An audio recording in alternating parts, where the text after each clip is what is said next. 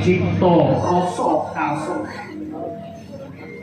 kumlawe astane temanten sarimpit sadya bebangan ganten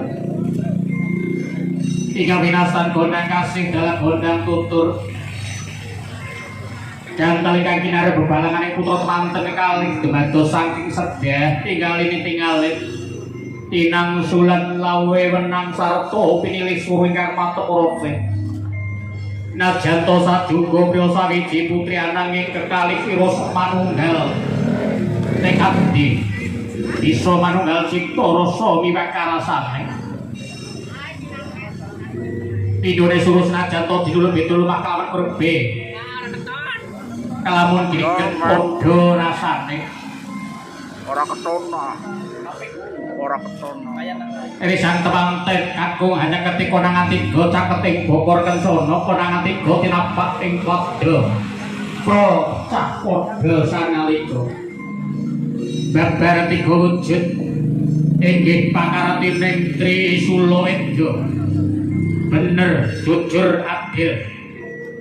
tetikane rumasep ing badan temanten kakung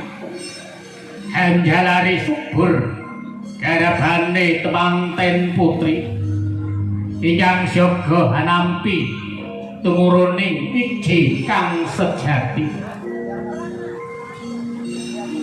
awit saking bombonging penganten kakung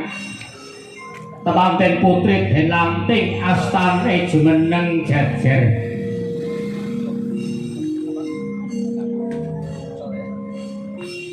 jumeneng jajar badan pinisas najanto mung kalingan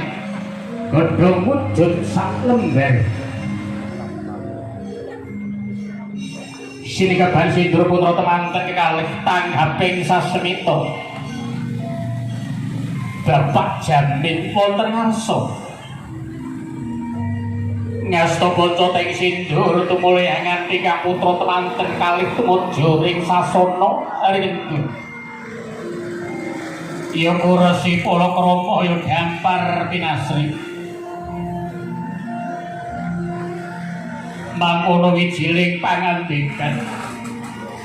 duh anakku saklor kene tuturi lakone pun bapa nggih ya muga selamat tumuju papan kang tuju ya papan kamulyan ing urip bebrayan